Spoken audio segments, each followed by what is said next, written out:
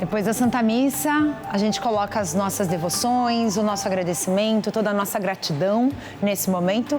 E agora, depois desse momento de fé, colocar nossa fé em ordem, a prosperidade dividida da fé para vocês, a gente inicia mais uma Vida Não Para.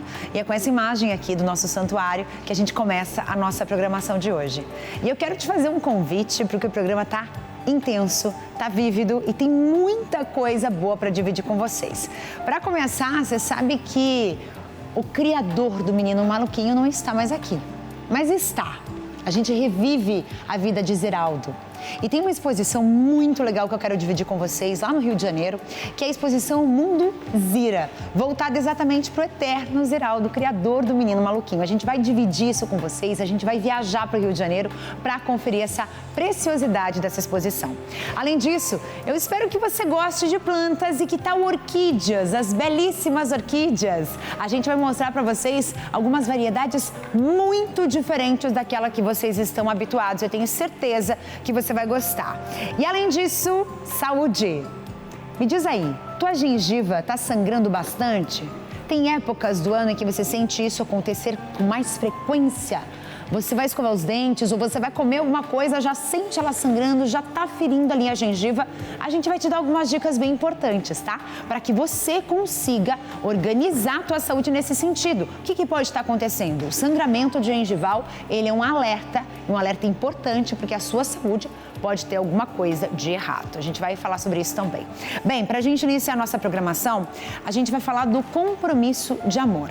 O compromisso de amor com o Padre Reginaldo Manzotti aconteceu no finalzinho de março. É uma das maiores ações de mobilização em prol da caridade do país. Para você ter uma ideia, eu sou uma pessoa que faz parte da obra, sou uma pessoa que faço as minhas doações já há mais de 10 anos.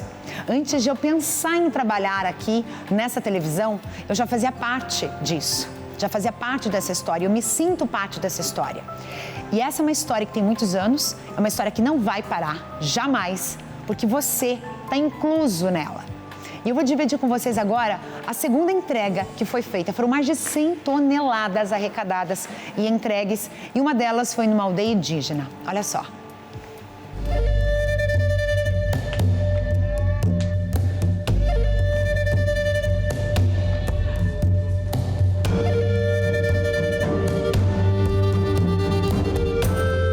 A aldeia indígena dos povos Caigangue de Campo Largo, situada na região metropolitana de Curitiba, se tornou palco de um momento emocionante e simbólico. Com uma apresentação típica, eles recepcionaram a equipe da Associação Evangelizar é Preciso.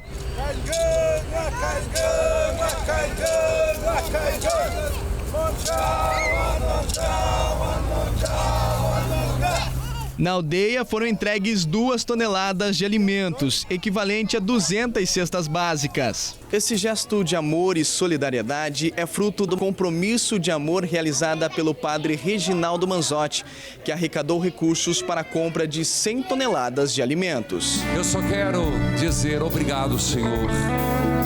Amado meu, amado nosso, agradecer a todos que trabalharam aqui. Obrigado. Agradecer a você em casa, você que doou, mas de todo o coração. Eu digo que chegamos a um número muito expressivo, muito expressivo. 100 toneladas, louvado seja Deus! Uma alegria muito grande, né? Hoje a gente está aqui em Campo Largo, nessa aldeia indígena, sendo acolhidos com muito carinho.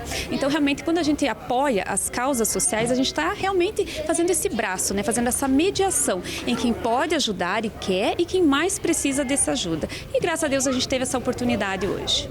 Os donativos serão destinados a 18 instituições em 13 estados brasileiros. A dimensão social da Arquidiocese de Curitiba foi uma das instituições atendidas. Todas as nossas ações que nós temos dentro da Arquidiocese de Curitiba é com a Associação Evangelizar, onde atende as pastorais sociais e tantas outras ações que nós temos. Hoje a gente vive um drama da fome e a TV Evangelizar tem ajudado tantas pessoas, quanto na Arquidiocese de Curitiba e e também pelo Brasil afora. O cacique, líder da aldeia, conta que a ajuda chega em um momento crucial. Nós precisamos de alimento, né? Precisamos. Então quero agradecer de coração as pessoas que doaram, que ajudaram, né?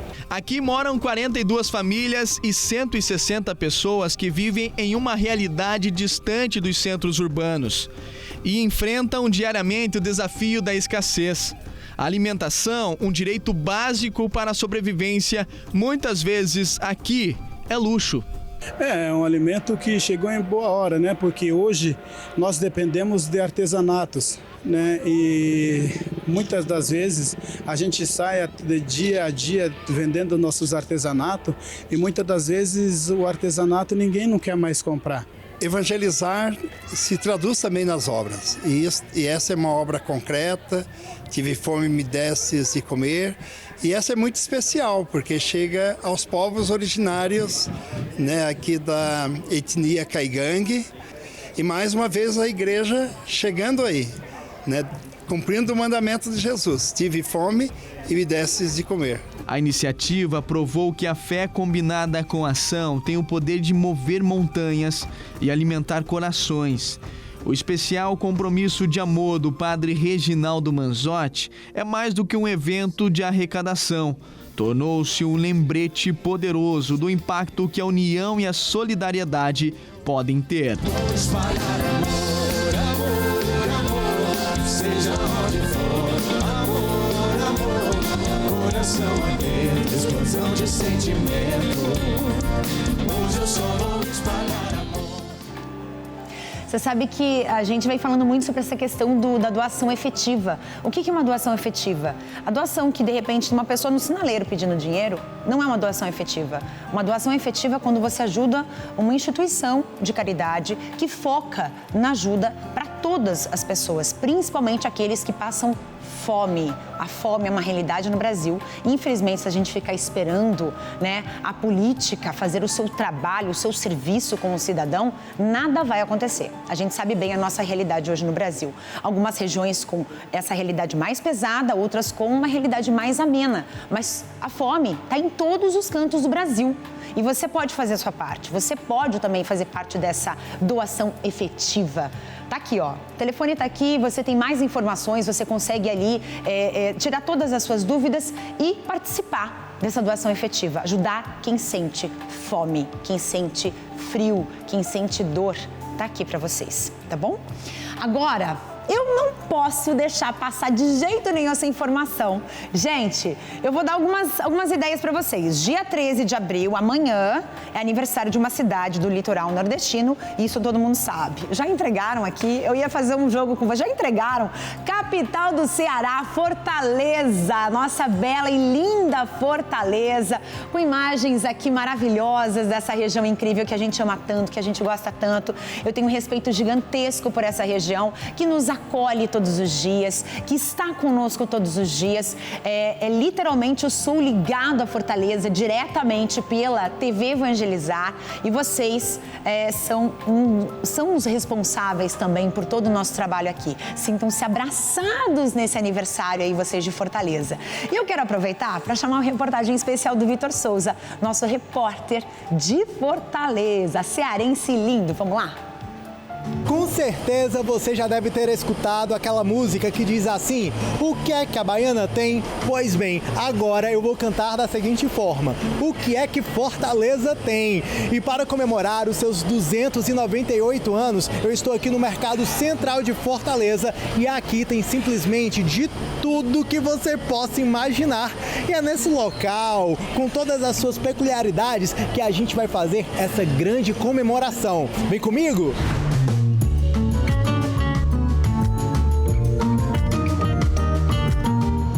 O Mercado Central é mais um dos pontos turísticos de Fortaleza e que possui mais de 600 lojas com o melhor da capital e do nosso Nordeste. É uma verdadeira imersão cultural.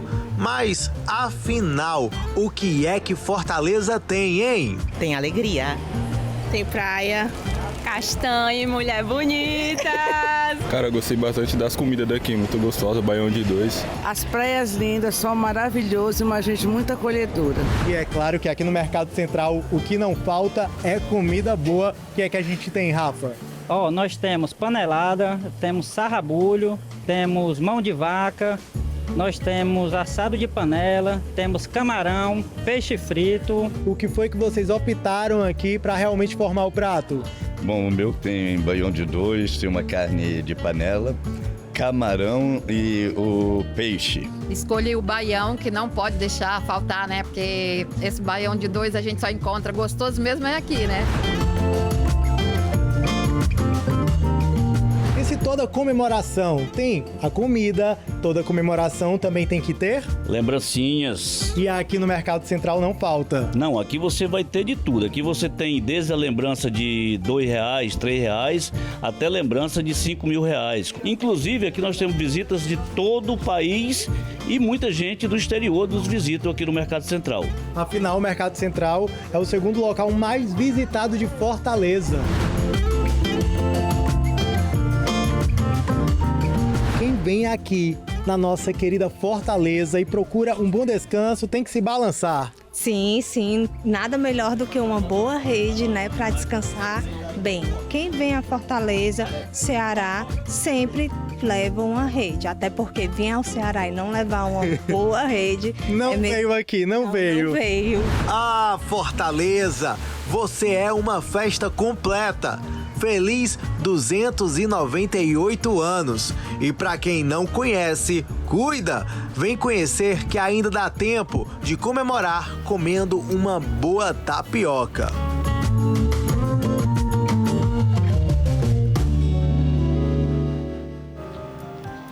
Então, parabéns para Fortaleza. Obrigada, Vitor, por essa reportagem super especial. Agradeço todos os dias por você estar aqui juntinho com a gente, viu, Vitor? E vocês todos aí de Fortaleza, do Ceará. Muitíssimo obrigada pela audiência sempre. Agora, então você já sabe, né? Amanhã é dia de Fortaleza, aniversário, festa. Mas hoje também tem festa. Hoje é dia do obstetra. Isso mesmo, eu recebo aqui o Dr. João Francisco Lemos Gondek, que é médico obstetra e ginecologista. Bem-vindo e primeiro, parabéns por esse dia especial. Obrigado, Carla. Boa tarde a todos. E hoje é um dia especial porque o obstetra é quem dá a vida ao neném, né? É onde começa toda a história da família e da criança. Isso é muito importante. A gente estava trocando uma ideia aqui antes da gente voltar agora para esse momento especial e eu estava contando uma situação que ocorreu comigo e coincidentemente o doutor falou, olha, eu sou especialista nisso, né? A questão da geração de um bebê é um momento muito importante para a mulher, é um momento decisivo. Eu digo que é a mudança da água para o vinho, é a mudança de vida, é a transformação, porque você nunca mais vai ser a mesma depois de uma criança, depois de um filho, e eu acho que isso é muito legal para o médico também vivenciar essa mudança na própria paciente, né, doutor? Sim, e a gente como eu faço a parte de infertilidade também, então às vezes vê aquela dificuldade dela engravidar. Nós tratamos a endometriose, que é um dos grandes fatores de infertilidade, e na sequência vem a gravidez e você tem o prazer de acompanhar os 9 meses, né? Aí ver aquelas crianças nascendo, é fantástico, é um presente divino. Não, né? E é fantástico. Essa questão da infertilidade, né? Muitas mulheres sofrem com isso e eu fui uma delas, né? Eu posso dizer que Deus tocou no meu coração, tocou em mim, porque eu fiquei por muitos anos tentando ter um bebê e foi um processo doloroso, triste, né, para a mulher. E de repente alguém soprou no meu ouvido. Você já ouviu falar em endometriose? Pode ser isso. E aí eu fui procurar um especialista e descobri que realmente é um problema bastante sério. Doutor, quando se trata dessa questão, né? Mulheres que ficam anos e anos tentando engravidar e não sabem que tem esse problema, né? Sim, a endometriose não é só uma questão de infertilidade. Ela é uma questão bem-estar da mulher.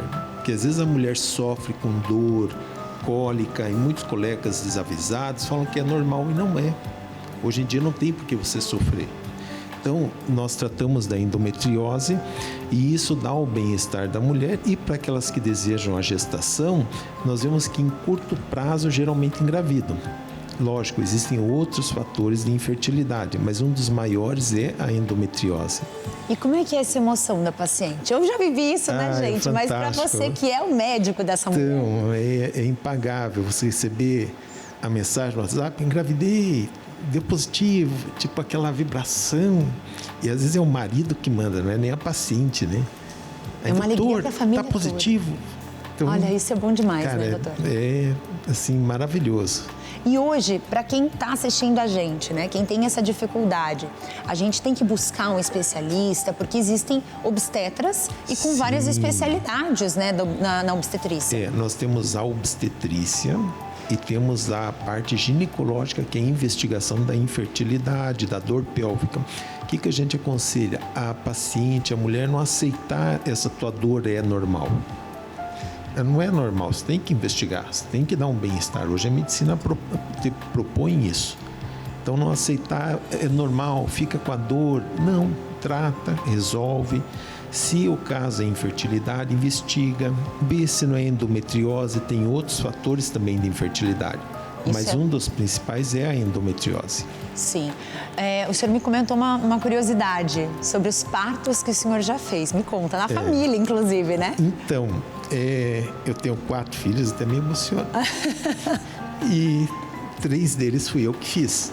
Então, 3 partos dos seus filhos. São gêmeos e a outra é que é a mais velha. E foi fantástico, né? Então, você ter o prazer de ver teus filhos nascerem é fantástico. Incrível. Eu acho que para um pai assistir um parto, gente, é tão importante, é tão emocionante. Estou emocionada junto com você aqui, ó. Estão os dois aqui emocionadíssimos. Um pai assistir o parto do seu filho é incrível, mas para o próprio médico fazer o parto dos seus filhos, eu acho que isso é um privilégio divino, né, doutor? É impagável. E sem ser os partos dos filhos, também é bacana que hoje estou numa fase em que eu já tenho as pacientes que nasceram comigo e voltam no consultório. Olha! Eles voltam às vezes fazer pré-natal, fazer a rotina. Tem inclusive, eu sempre tenho na minha gavetinha lá tem um fato interessante. Eu tenho uma gavetinha que eu deixo uns pirulitos. E há anos, há mais de 25 anos que eu entrego o pirulitinho para as crianças, né? Eles vêm, daí ficam ali, o pirulito se entretém, eu consigo fazer a consulta. Uhum. E esse mês veio uma paciente em que ela lembrou, ela está com 20 e poucos anos, doutor, e aquele pirulitinho do pezinho tem?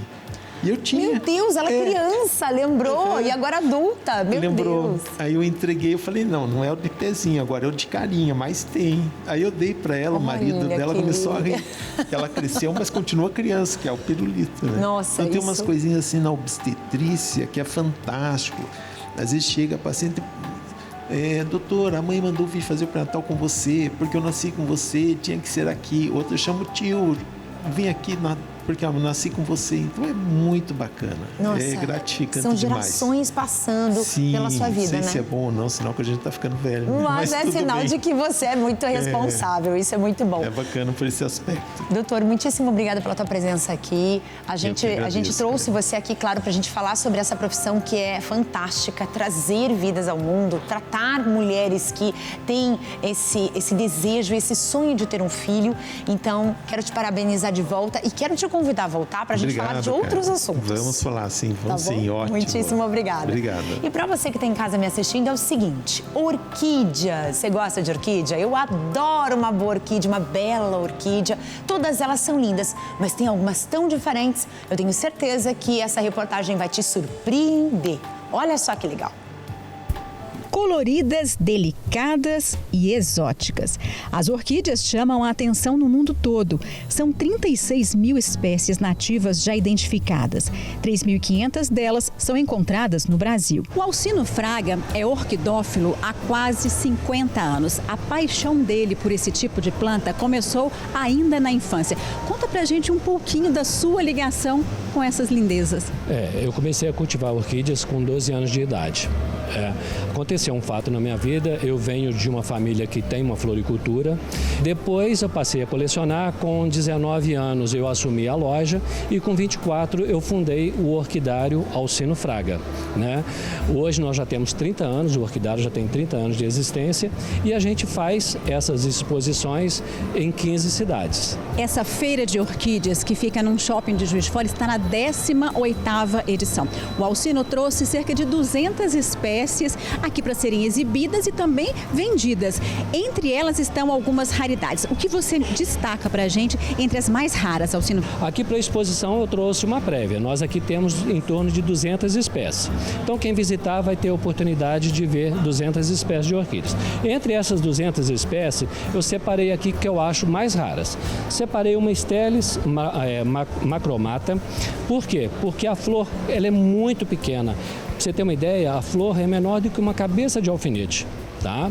Então isso daqui ela se torna uma raridade pelo tamanho da flor. Em seguida, eu vou mostrar para vocês uma Maxillaria schunkiana, conhecida também como orquídea negra. Ela foi a primeira orquídea negra a ser descoberta, tá? Então ela é bem escura, é flor pequena, mas é quase que negra, tá? Em terceiro, eu vou colocar a Vanda. A Vanda é uma espécie asiática e qual que é a raridade dela? É uma espécie que não precisa de substrato. Ela vive sem substrato. Agora, qual que é a particularidade dela? Você tem que molhar, você tem que borrifar água nas raízes todos os dias, mas vive totalmente sem substrato. E, em quarto lugar, seria a Paffínia. A Paffínia é essa espécie aqui, tá? Qual que seria a raridade dela? É uma flor, além de ser pendente, é uma flor totalmente exótica. Olha que maravilha. Ela parece um tecido fininho. Exatamente. Então não tem como você se apaixonar e colecionar uma planta dessa.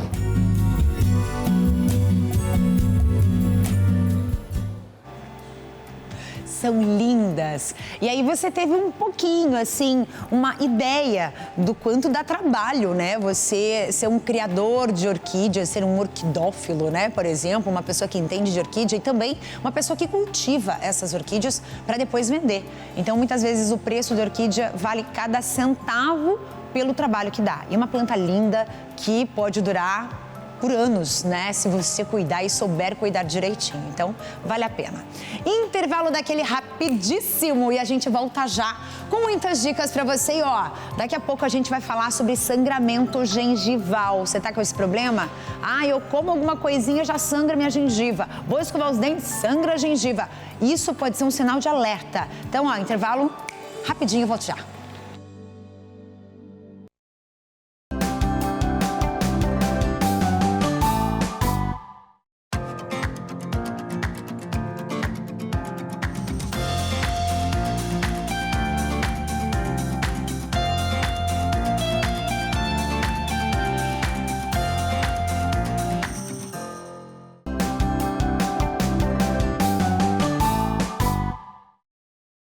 Muito bem, estamos de volta. E olha, já quero avisar vocês o seguinte, tá? A gente tá falando de saúde durante todo o nosso programa. Acabamos de receber aí um ginecologista, um obstetra, né? Que trata a questão da infertilidade, realiza sonhos de muitas mulheres que buscam realmente pela gestação. Mas a gente não pode deixar de falar sobre a nossa saúde também, de forma pontual. Eu vou dar um exemplo.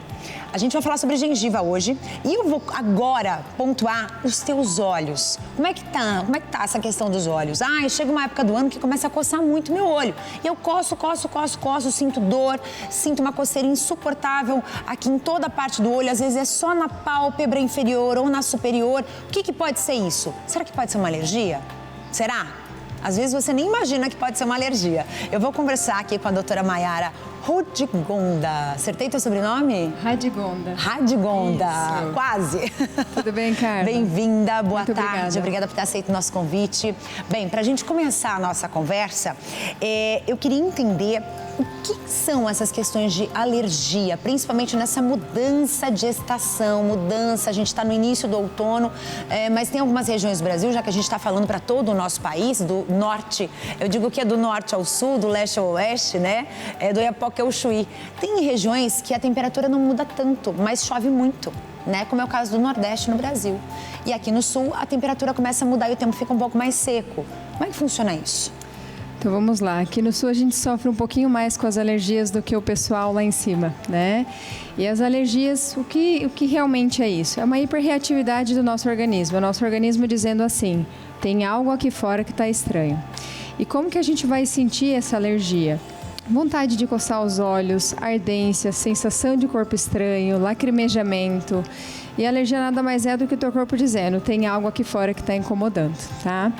O que é ruim? O atrito nos olhos é muito ruim porque predispõe a algumas doenças, entre elas o ceratocone, que é uma doença da córnea que está super em evidência. E o principal fator causador, quando não o genético, é coçar os olhos. Só para a gente contextualizar, a córnea ela fica com um formato diferente, o olho fica cônico? Exatamente. É por isso que tem esse nome? Então, ceratocone, cerato é de córnea e cone de cone mesmo. É uma córnea que vai adquirindo um aspecto mais bicudo e mais distorcido, o que vai gerar miopia, vai atrapalhar a qualidade de visão noturna. Nossa, isso é muito sério. Bastante, né? Muitos pacientes a gente chega até a transplantar por ceratocone. Não tem cura. O ceratocone, a gente diz que existe um controle, existem tratamentos que não são cirúrgicos, mas não existe uma cura, tá?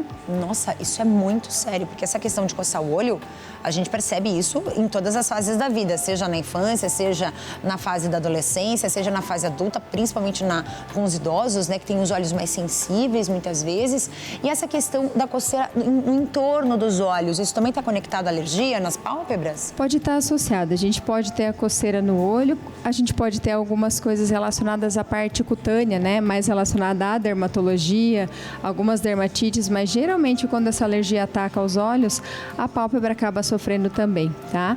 Coçar a pálpebra, eu falo assim, é até um escape para não coçar o olho. Dá aquela coçada nos cantinhos, evitar aquele atrito quando a gente fecha e realmente esfrega os olhos, é uma maneira de aliviar sem oferecer o risco maior de fazer o atrito sobre a córnea. E tem um público com mais problema nesse caso? Por exemplo, homens são mais problemáticos nesse sentido, ou mulheres? Não, em relação ao sexo feminino e masculino não, mas a pior época para se coçar os olhos é na infância. A córnea da criança, do adolescente é mais molinha, então ela é mais, vamos dizer, suscetível a fazer deformidades. Então, nessa época, os pais precisam ficar muito atentos, porque a criança não tem esse discernimento que o adulto tem, tá? Então, nessa fase é essencial, ainda mais pais com história de miopia mais alta, ceratocone, deve ficar em cima da criançada para não coçarem os olhos. Nossa, isso é bem importante. Bem, doutora, você fica aqui comigo, a gente vai assistir uma reportagem especial sobre o Abril Marrom, né? Que é um mês especial e dedicado ao combate à cegueira, que está com um nível altíssimo, não só no Brasil, mas também fora do Brasil. Então, é uma questão que domina o mundo todo e a gente vai falar sobre ela agora. Com a catarata avançada, a dona de casa, Francisca Nessi, não conseguia enxergar direito e precisou fazer a cirurgia nos 2 olhos. Francisca está fazendo o tratamento adequado, seguindo as recomendações médicas, e não vê a hora de ter a visão 100% recuperada.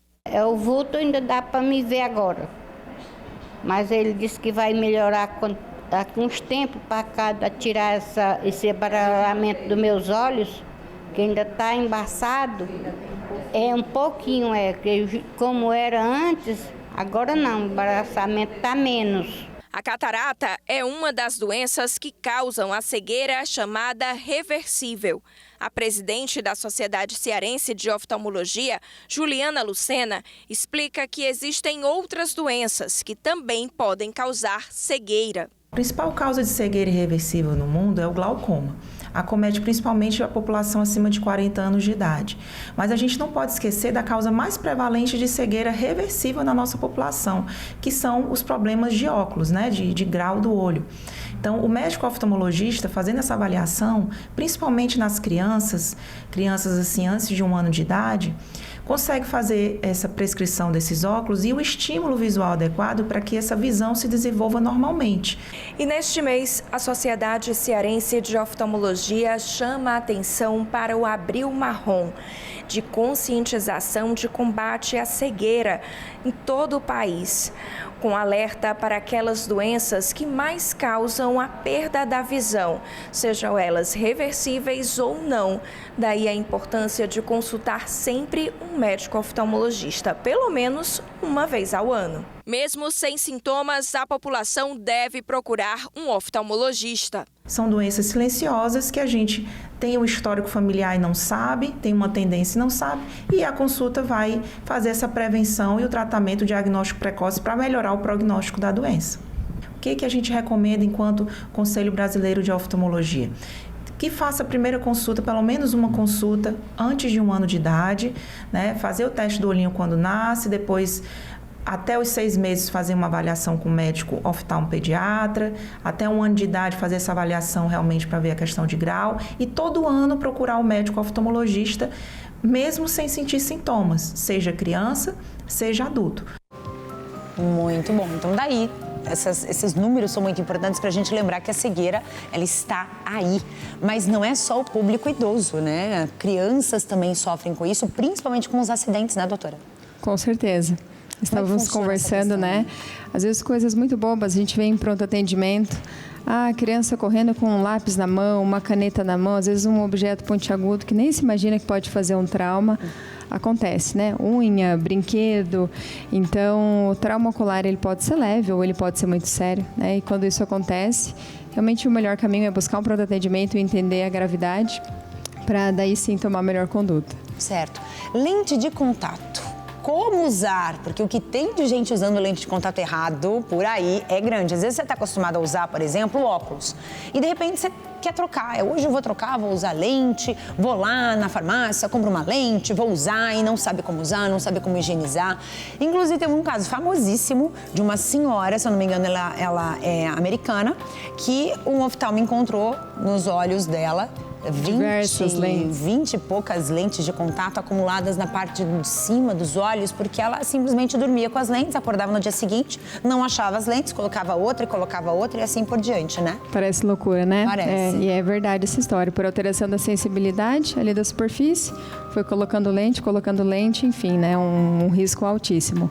E sabe que é interessante que as pessoas que mais descuidam da lente de contato são as que usam mais tempo. E a gente fala, nossa, mas a pessoa já deveria saber.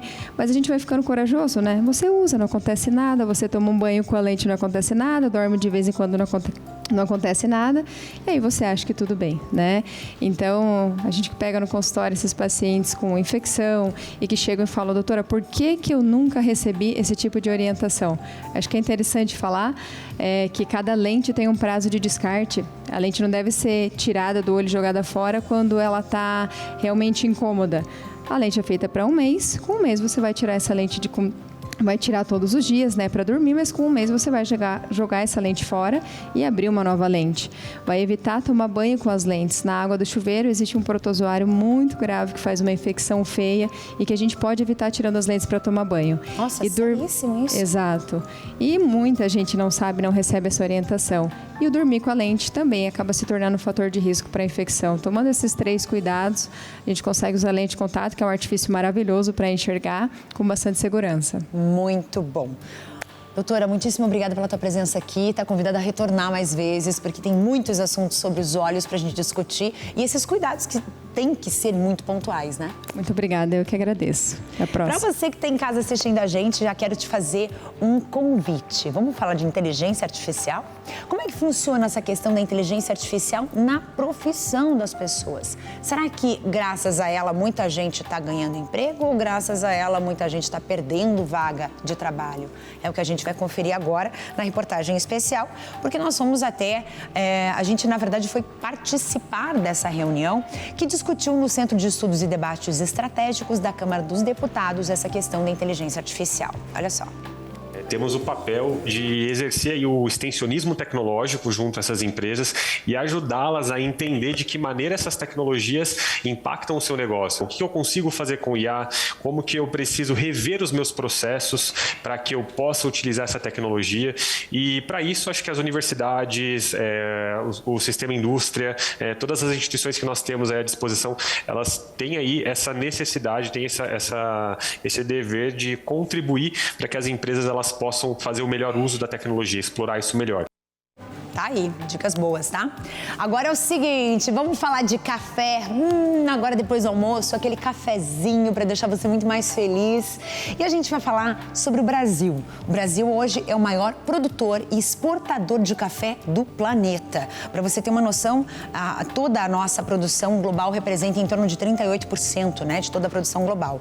Domingo é o Dia Mundial do Café. E a nossa repórter, a Michele Pacheco, lá em Minas Gerais, foi conferir, gente, um processo de fabricação de café e a gente vai te mostrar agora essas delícias para quem não abre mão de um bom cafezinho. Vamos viajar para Minas Gerais. Ednilson e o irmão são produtores de café em Manhuaçu, na Zona da Mata, e exportam os grãos para cerca de 20 países. A produção é orgânica. Começou tudo com o nosso pai. Ele começou com uma pequena área, tinha menos de 1 hectare de café. E a região era uma região muito pobre, era muita luta, muita dificuldade. E ele, acreditando na cafeicultura, começou com esse pequeno sítio e foi desenvolvendo através disso. Fomos crescendo, sempre buscando fazer um café de uma qualidade melhor. Ele sempre também era muito preocupado com a natureza, sempre passava para a gente que a gente tem que trabalhar de acordo com a natureza. Respeitar o lugar que você está e valorizar as pessoas também, que são muito importantes nesse processo. A gente sozinho não consegue nada. A preocupação com a qualidade do café levou Ednilson a integrar o programa Certifica Minas. A venda para o exterior aumentou. Os principais são Alemanha, Itália, Estados Unidos,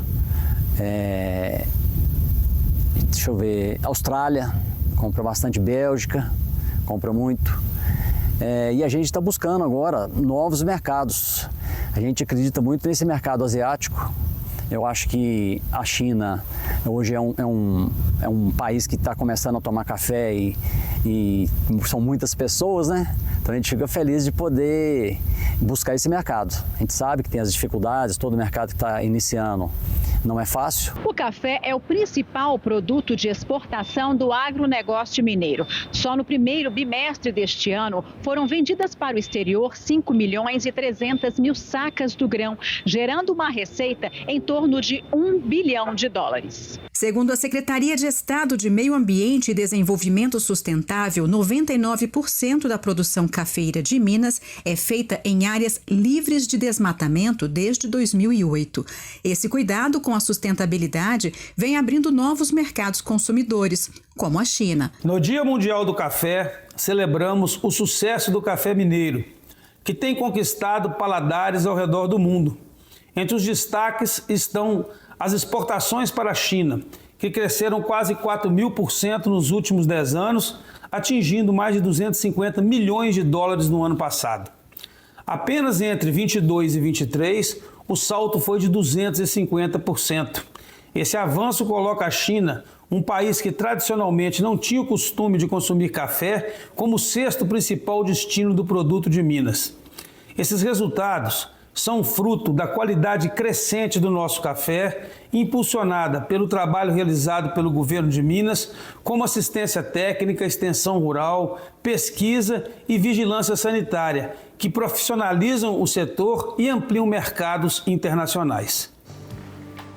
Muito legal. Olha que interessante, China, Japão e Coreia. Para você ter uma noção, os coreanos, eles estão também começando a consumir o café e o café de forma gelada. Olha que interessante. Então, cada povo começa a experimentar o café brasileiro de maneiras diferentes. Intervalo rapidinho, eu volto já para falar da gengiva. Vamos falar dela? Vamos falar o quanto é importante cuidar dela? Daqui a pouquinho.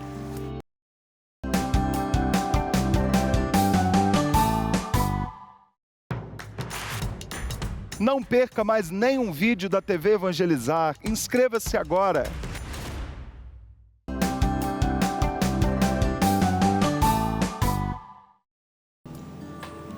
Estamos de volta para puxar sua orelhinha aí, hein? Gengivas, como é que andam as suas gengivas? Tá tudo certo? Tá tudo em ordem ou não? Tá sangrando?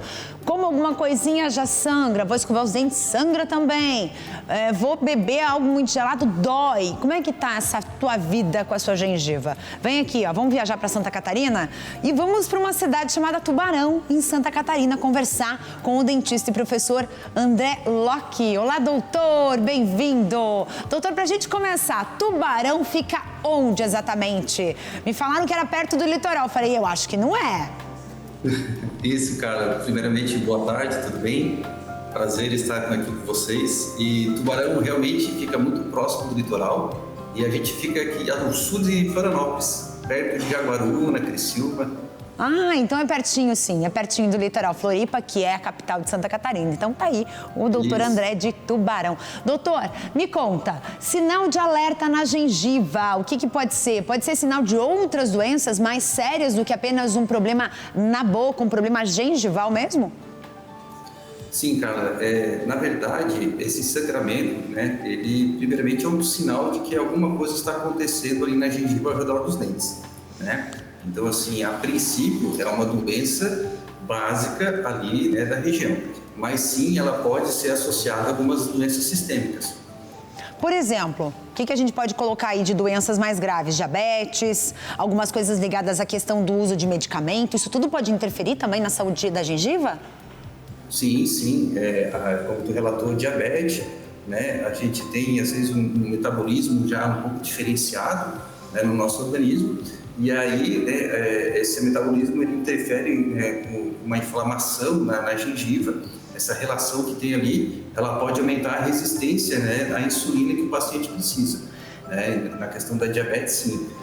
Questões cardiovasculares também, né, está associado, porque a gente às vezes tem um aumento de bactérias ali na nossa região, né, que pode ir para a corrente sanguínea e também afetar esse nosso sistema vascular e cardíaco. Isso é importantíssimo. Doutor, tem uma questão bastante importante que eu acabei descobrindo ao longo da minha vida, né? Com exames de sangue, né? Quando uma pessoa ela tem um déficit de ferro no organismo, por exemplo, ela pode ter um excesso de sangramento, esse sangramento ser frequente? Na verdade, assim, aí a gente tem essas relações sistêmicas, né? Mas a gengivite em si, primeiramente, ela também está associada à higienização ali local, né? E quando a gente tem uma higienização, digamos assim, um pouco deficiente e a gente tem uma resposta inflamatória ali na região, a gente precisa sim que o nosso organismo tenha essas vitaminas, né? Que tenha essa questão do ferro, né? Digamos assim, regularizado para que a gente possa combater de forma metabólica, né, com a inflamação ali naquela região. Porém, a gente precisa também atuar localmente, tirando o que está causando essa inflamação, né, na região, que seria esse acúmulo, às vezes, de placa, né, por falta de escovação, e aí a gente precisa procurar o dentista para fazer esse tipo de limpeza, porque senão a gente sempre vai estar num ciclo vicioso. A gente tem um excesso, digamos assim, de sujeira local e a gente tem o nosso corpo tentando combater algo e ele não vai conseguir. Porque às vezes começa a sangrar a gengiva, a pessoa pensa, não, se eu escovar, ele vai sangrar mais, se eu passar o fio dental, vai sangrar mais. E, na verdade, você precisa fazer essa limpeza, digamos, essa faxina mesmo na boca para evitar o sangramento. Isso, cara. Então, como tu relatou lá no começo, quando o paciente ele nota esse sinal, esse sangramento, é porque ali a gente já tem algo acontecendo que vem às vezes de um longo prazo, de cerca de 5, 10 até 20 dias, né? Então, quando a gente não faz a higienização adequada, há um acúmulo, né, digamos assim, vou falar a palavra sujeira, mas eu não gosto de usar muito isso, né? Um acúmulo, digamos assim, ali local, isso ali só vai piorando e existe então o nosso processo, que é uma inflamação, um sangramento local, demonstrando que aquilo ali tem que ser removido.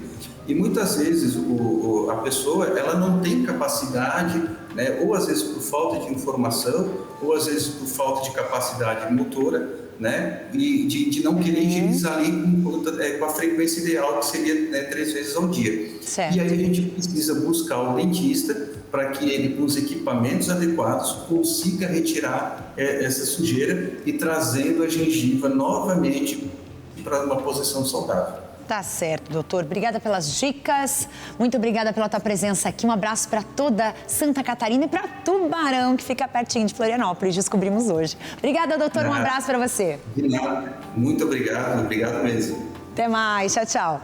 Gente, vocês lembram que ontem eu falei do desafio Braves? Lembram?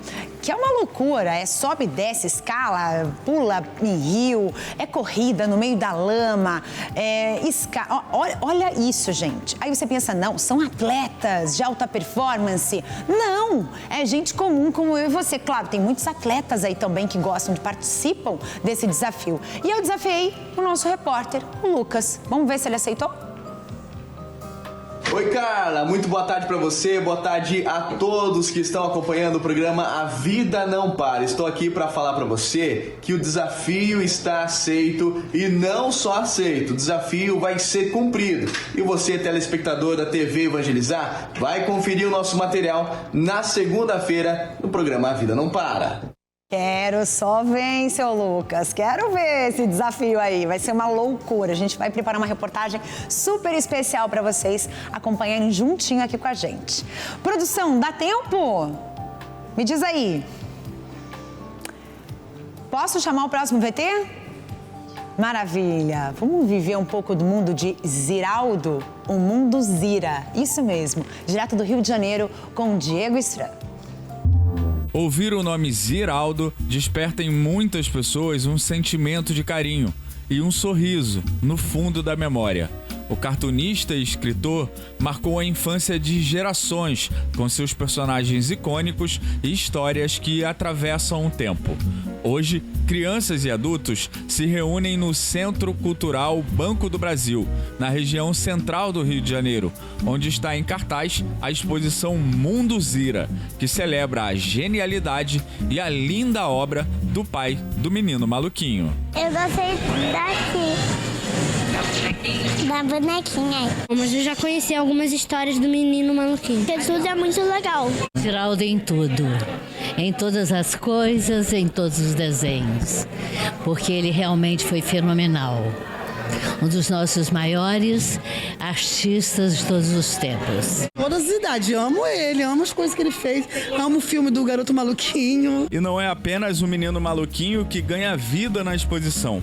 Outros personagens amados do público, como a Turma do Pererê e o Menino Quadradinho, também compartilham os holofotes e as paredes da galeria, proporcionando um reencontro nostálgico recheado de interatividade e muita brincadeira. É uma exposição 100% interativa e que convida o público para brincar. Então, independente da idade, venham com a disposição de brincar, de até pular. A gente tem uma atração aqui que tem que pular para ela interagir com você, né? E daí tem interações que você pode entrar dentro de um cenário das histórias e você pode também brincar com esses personagens, mudar a história, tá? Tem tudo aqui, é um convite realmente para brincar, para usar a criatividade. A exposição também te dá a possibilidade de ser um pouco artista. Aqui nesse lugar a gente pode escolher o desenho que a gente quer pintar e ir escolhendo aos poucos as cores que a gente quer ir pintando o desenho e fazendo um pouco a nossa arte aqui. Além de pintar as ilustrações, quem vai à exposição pode se divertir de outras maneiras. Durante a visita, é possível montar personagens, correr, pular, brincar com os sons, tirar fotos e até reviver um pouquinho da infância. E além de apreciar os desenhos e toda a obra do Ziraldo, a exposição é totalmente interativa, o que dá a possibilidade de você se teletransportar para dentro do mundo do Ziraldo. Mundo Zira, Ziraldo Interativo, está no Centro Cultural Banco do Brasil, Rio de Janeiro, até o dia 13 de maio, de quarta a segunda-feira. O ingresso é gratuito, precisa retirar na bilheteria física ou no site e todas as segundas-feiras nós liberamos novos lotes de ingresso. Dá tempo de todo mundo vir.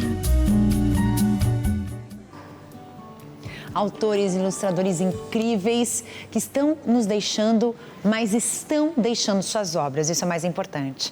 Eu deixo para você um beijo gigante, te desejo um final de semana abençoado, cheio de coisas boas e de energias boas na sua vida. E eu te convido a ficar aqui na nossa programação para o próximo programa, Simplesmente. Eu fico por aqui. Um beijo para você. Fiquem bem. Tchau.